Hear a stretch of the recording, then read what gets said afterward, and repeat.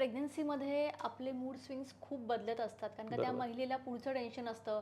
सध्या ती काही फेस करते त्याचं पूर्णपणे टेन्शन असतं. सो कुठेतरी हे मूड स्विंग कंट्रोल करण्यासाठी याची काही मदत होते का? नक्कीच होते. कारण जेव्हा अशा ॲक्टिव्हिटीजमध्ये इन्व्हॉल्व होते, त्यावेळेला ॲटोमॅटिकली मूड खूप छान बनतात. उदाहरणार्थ जेव्हा म्युझिक्स ऐकायचे असतात, तर हे म्युझिक्स ऐकते तेव्हा काय होतं, की म्युझिक्स काय तरंग आहेत, फ्रिक्वेन्सीज आहेत हं, आणि हं. या फ्रिक्वेन्सी जेव्हा कानाच्या माध्यमातून ब्रेनपर्यंत पोहोचतात, ब्रेनच्या फ्रिक्वेन्सीज रिड्यूस होतात आणि ॲटोमॅटिकली आईकडची प्रसन्नता वाढते. आई पीस आणि स्टॅबिलिटीकडे जाते.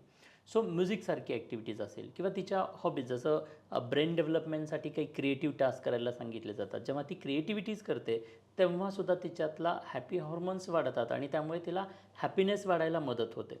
सो अशा ॲक्टिव्हिटीजमध्ये तिची इन्व्हॉल्वमेंट होणं हे खूप महत्त्वाचा भाग आहे. त्याचबरोबर जसं की व्हिज्युअलायझेशनसारखा पार्ट आहे, ज्यामध्ये आई स्वतःच्या गर्भात वाढत असणाऱ्या बाळाला अगदी पायाच्या नखांपासून डोक्यांपर्यंत डोक्याच्या केसांपर्यंत ती व्हिज्युअलाइज करते, ती इमॅजिन करते, त्या बाळाच्या डेव्हलपमेंटला पाहते आहे. सो ह्या ज्या गोष्टी पाहत असते, त्या गोष्टी तिला आनंद देणाऱ्या असतात. कारण इनडायरेक्टली ती त्या बाळाला पाहत असते आणि बाळाबरोबरचं कनेक्शन्स तिला ते फील होतात. किंबहुना त्या काळात आईसोबत म्हणजे बाळाच्या मूव्हमेंट आईला त्या जाणवायला लागतात. तो बॉन्ड जाणवायला लागतो आणि त्याचा खूप चांगला परिणाम आईवरती आणि आईमुळे बाळावरती झालेला आपल्याला बघायला मिळतो. ओके. आता आई हॅपी राहावी म्हणून एवढं सगळं होतं. पण आईचे जे इमोशन्स असतात, ते खरंच बाळाला आतमध्ये कळतात, की आपल्या नक्कीच आईचा मूड कळतात. कसा आहे? नक्कीच कळतात. एक छोटासा व्हिडिओ आहे इंटरनॅशनली तो पब्लिश झालेला आहे. तर त्या व्हिडिओमध्ये असं दाखवलं गेलेलं आहे, की जेव्हा सोनोग्राफी चाललेली असते आणि ते सोनोग्राफी करत असताना पती-पत्नींमध्ये वादविवाद होतात. हं. काही मोठे आवाज होतात. एकमेकांवरती ते ओरडल्याचा आवाज असतो आणि जेव्हा ते ओरडलं जातं, त्यावेळेला पटकन ते बाळ युटरसमध्ये जंप केलेलं दाखवलेलं आहे. म्हणजे तिथे ते क्लिअरली इंडिकेट होत आहे. सो आई जर का अशा पद्धतीनं या गोष्टींना फेस करत असेल, कारण बहुधा आपल्या महाराष्ट्रामध्ये आपण पाहतो, की घराघरामध्ये सासू-सुनेची भांडणं आहेत किंवा तो सपोर्ट जो स्त्रीला त्या अवस्थेमध्ये हवा, तो सपोर्ट बरेचदा मिळत नाही, तो पतीकडून मिळत नसेल.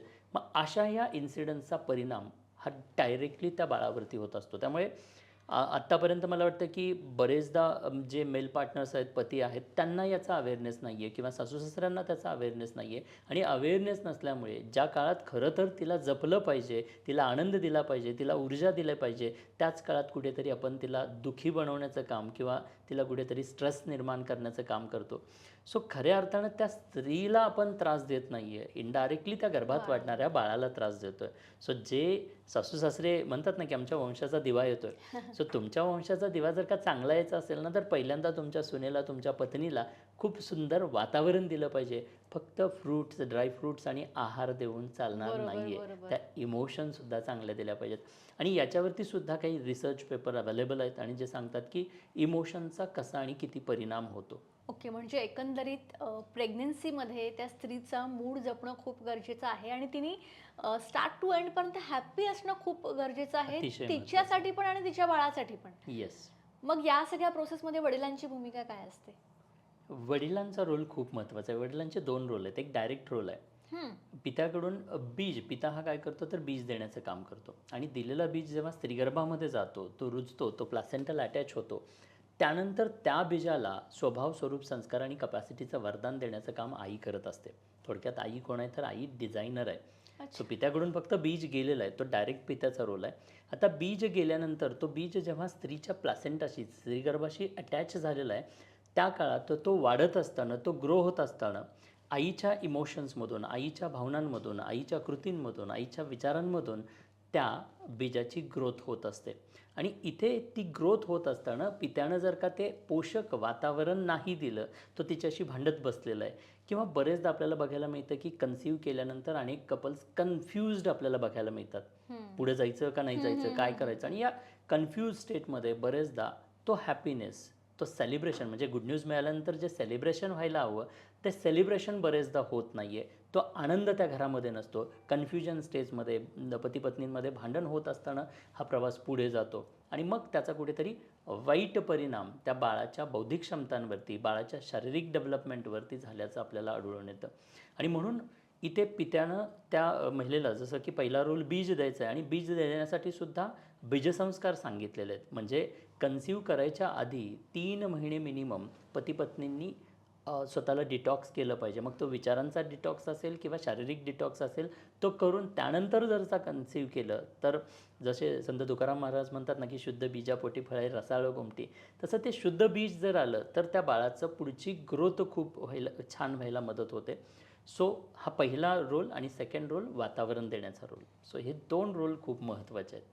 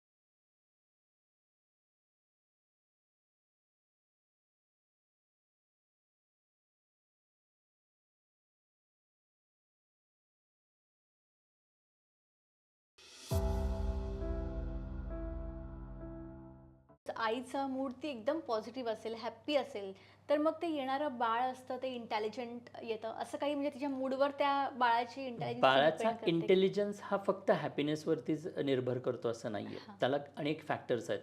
पूर्वीच्या काळामध्ये 1997च्या आधी असं मानलं जायचं की बाळाची हुशारी ही आईवडिलांच्या हुशारीवरती निर्भर आहे, असा एक समज होता. पण तो गैरसमज आहे. काही रिसर्च झाले पीटर्सबर्ग युनिव्हर्सिटीमध्ये आणि त्या रिसर्चमध्ये असं लक्षात आलं 1997ला असं लक्षात आलं की बाळाचा जो काही बुद्ध्यांक आहे त्यासाठी आईवडिलांचा DNA जबाबदार असतो असं नाही आहे. कारण आईवडिलांचा दोघांचा मिळून फक्त 34% DNA त्या बौद्धिक क्षमतांसाठी काम करतो. रेस्ट 66% जे आहे ते एन्व्हायरमेंटमधून मिळतं, जे की आज एपिजेनेटिक्स म्हटलं जातं. म्हणजे DNA मध्ये परिवर्तन होतं कशामुळे, तर वातावरणामुळे. सो हा जो काही चेंज आहे तो वातावरणातला चेंज आहे. त्यामुळे वातावरण जर तशा प्रकारचं दिलं, बौद्धिक क्षमतांसाठीच्या विशेष ॲक्टिव्हिटीज ज्या करायच्या आहेत त्यासारखं वातावरण दिलं, त्या ब्रेनच्या डेव्हलपमेंटसाठी आवश्यक असणाऱ्या कृतींचं वातावरण दिलं, त्या कृती करत राहिलो, तर त्याचा बौद्धिक क्षमतांवरती खूप चांगला परिणाम झालेला आपल्याला बघायला मिळतो.